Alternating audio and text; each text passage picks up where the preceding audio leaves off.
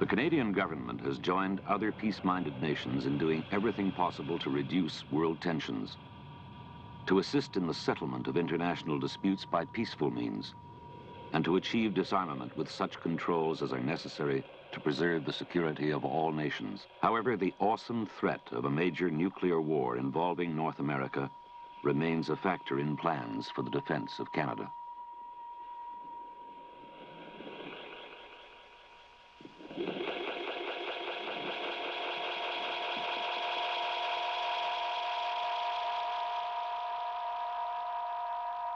"11 steps to survival."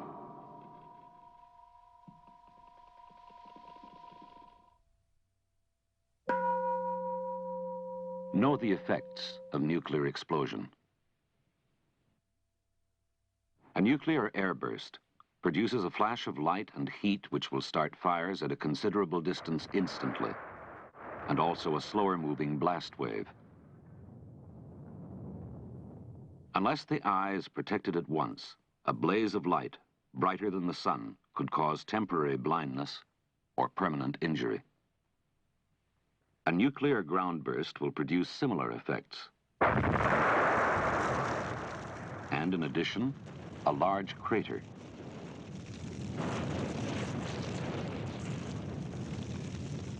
A mushroom-shaped cloud, and widespread radioactive fallout. The heat flash will injure the unprotected skin of those exposed to it. Up to 15 miles, your skin will be badly burned. Up to 18 miles, it will be badly blistered. Up to 23 miles, your skin will suffer burns of the sunburn type. Unlike the heat flash, which travels with the speed of light, the blast wave from a nuclear explosion travels more slowly. The blast wave from a 5-megaton bomb will take 35 seconds to reach you if you were 10 miles away. Immediate radiation from the nuclear explosion will only be dangerous within 2 or 3 miles of the actual burst. Some protection against the immediate effects of a nuclear explosion is possible through quick action.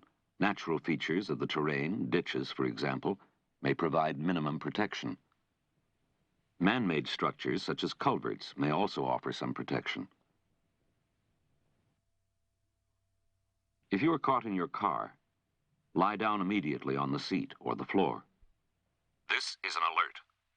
A nuclear attack has been detected. Take cover at once. If you are at home, take shelter in a corner of your basement or under the stairs.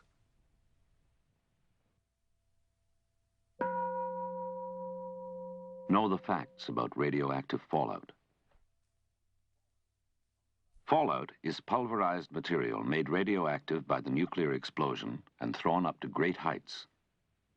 Since varying and unpredictable air currents at these heights can spread it over vast areas, fallout could be the greatest danger to the greatest number of Canadians. As time passes, the radioactivity in fallout weakens rapidly. For example, after 7 hours, its radioactivity will have decreased by 90%. After 2 days, the radioactive particles will have lost 99% of their strength. And after 2 weeks, fallout will have lost 99.9% of its radioactivity. Even this level could still be considered dangerous under certain conditions.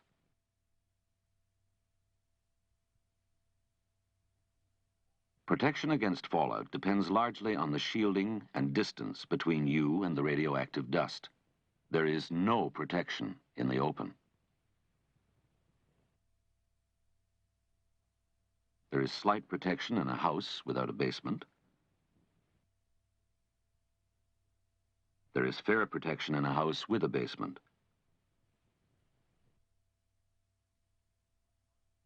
By far the best protection is in a fallout shelter.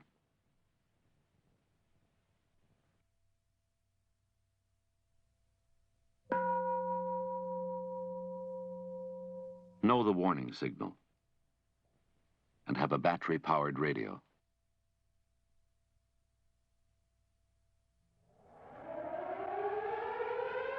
The sound of sirens or other warning devices means listen to a radio. When you hear the warning signal, turn on your radio at once and listen for further instructions. This is an attack warning. A nuclear attack on North America has been detected. You must take cover immediately. If you are at home, go to your basement or fallout shelter at once. Take your battery radio with you and listen to it for further instructions. Do not use the telephone after the attack warning. Telephone lines will be required for official use.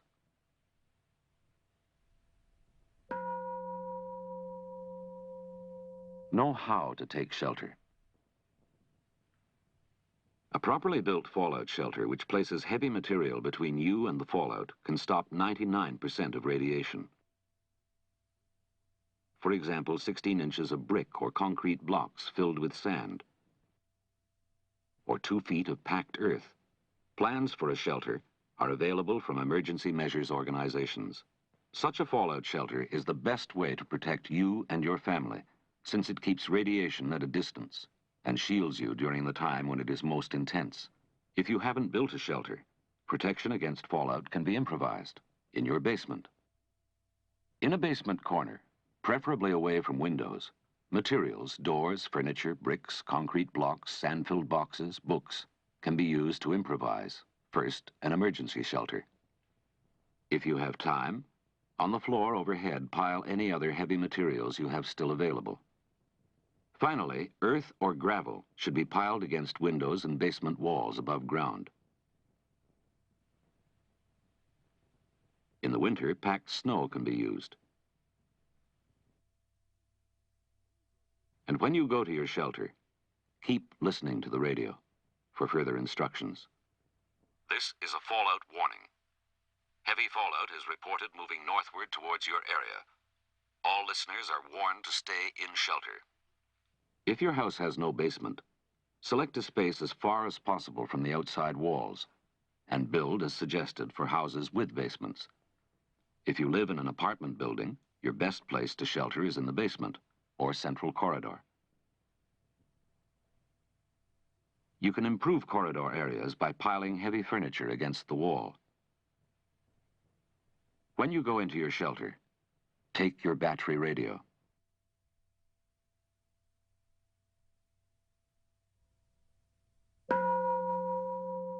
Have 14 days emergency supplies.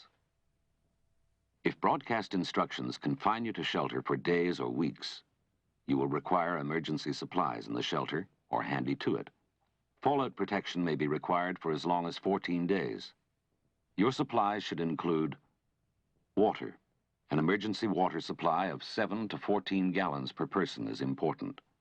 Water in containers, the hot water and toilet flush tanks, as well as your piping system, can be used for drinking and personal hygiene.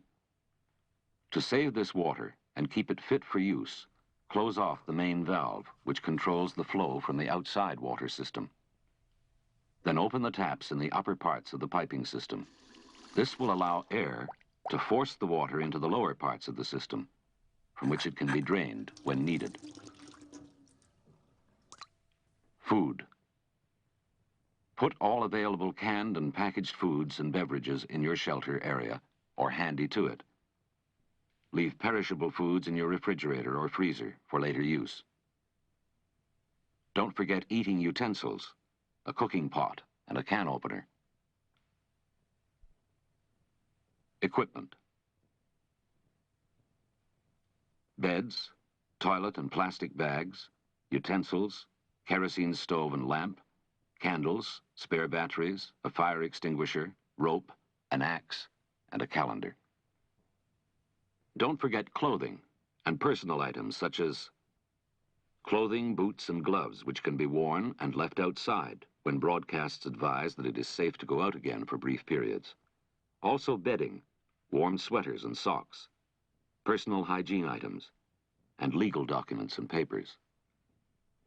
Toiletries should include soap, towels and basin, toilet and facial tissues, and other personal hygiene items. Recreational supplies should include books, playing cards, hobby materials, and other materials to help you pass the time.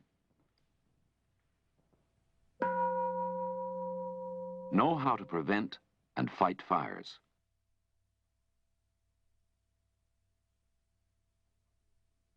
Have fire extinguishers or water available because in the event of nuclear attack, you may not be able to rely on the fire department. Clear window areas and attic storage of combustible materials, including furniture and rugs. Get rid of accumulations of trash in and around your home. Window coverings should be drawn. Close curtains, shutters, and Venetian blinds on all windows. Shut off utility services when advised by broadcast instructions. It is not true, as many believe, that a nuclear explosion will cause only complete destruction and large fires that cannot be controlled. The heat flash would last about 15 seconds and would start fires in curtains, furniture and storage areas, on roofs with wooden shingles, and fires may start on the outside of wooden houses, particularly if they are unpainted or weathered.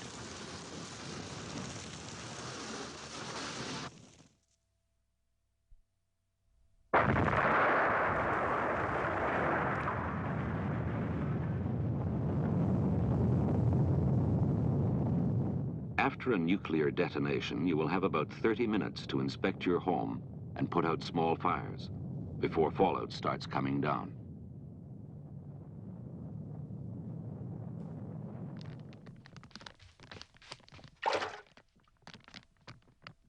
This is the time to put out small fires before they become big ones.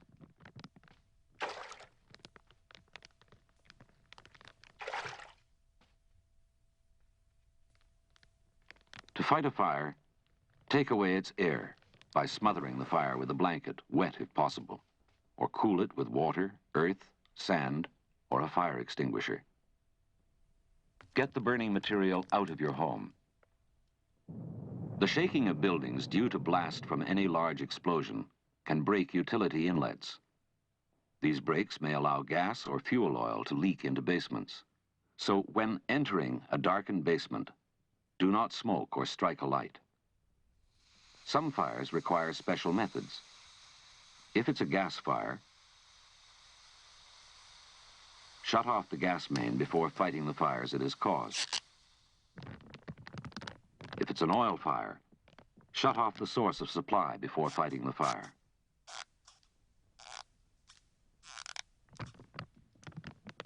Do not use water, but smother the fire with earth, sand, or rugs.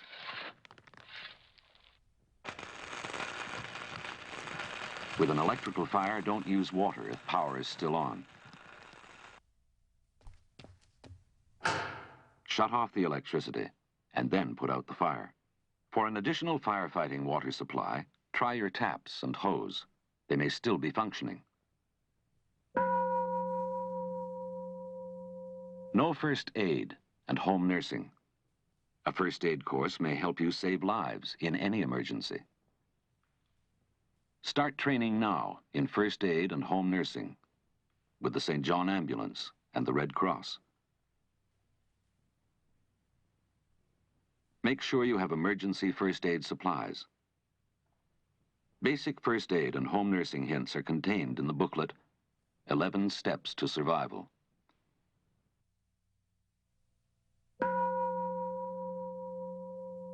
No emergency cleanliness. Since your water supply will be limited,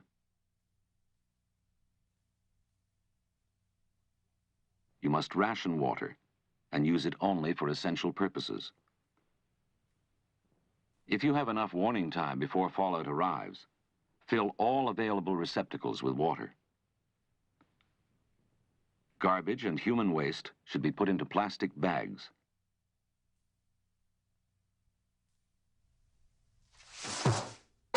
And then into garbage pails, which should be kept tightly covered next to the shelter. Store a 14-day supply of plastic bags. When the radio reports that it is safe to leave your shelter for a short time, bury waste and garbage.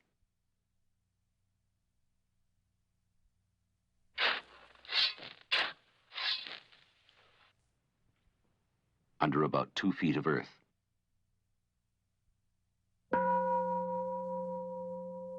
Know how to get rid of radioactive dust.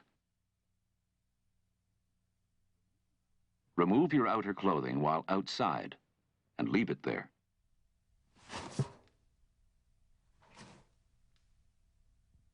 Don't shake your clothes inside the house or shelter, as you would only be scattering fallout sand or grit. Wash carefully, especially exposed skin and hair, but do not scrub your skin.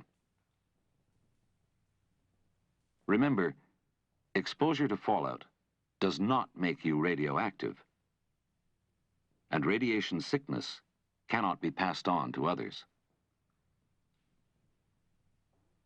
Food and water will be safe to eat and drink if you keep them in covered containers.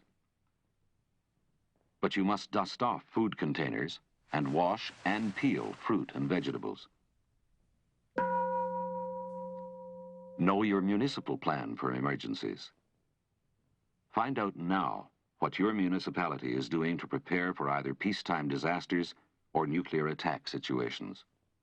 You should find out the location of buildings or areas which are considered to have the best shelter potential. You should become familiar with the pattern of designated dispersal routes for evacuation and how emergency health, welfare, police, utilities, fire, and other services will operate. Have a plan for your family and yourself. In case of nuclear attack, you will be faced with these problems. First, a flash of light and heat, which will last for 15 seconds. Then, a blast wave, which in 35 seconds will have reached 10 miles away. Finally, radioactive fallout, which will start coming down about 30 minutes later. Would you and your family recognize the attack warning signal and know to turn on the radio for instructions? If an attack on North America has been detected, it means you must take protective action immediately. Have you decided where you will take shelter if you're not at home?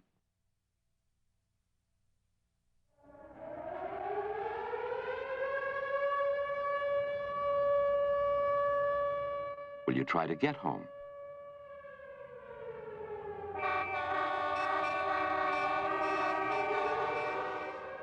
Will your family know what to do if you are not at home?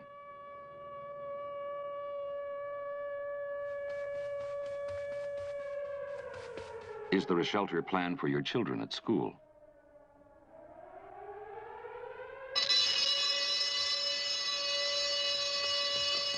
Does everybody in your family know your survival plan?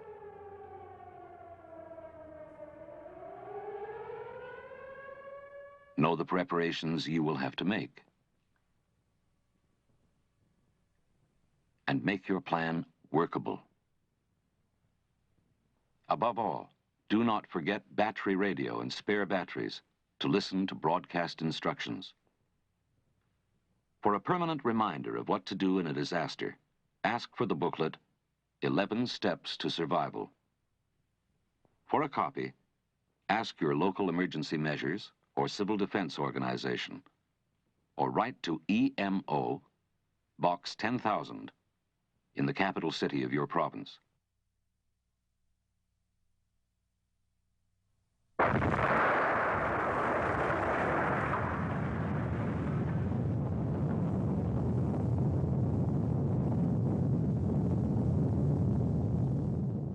Many people feel that protection against the effects of a nuclear explosion is not possible. This is not true.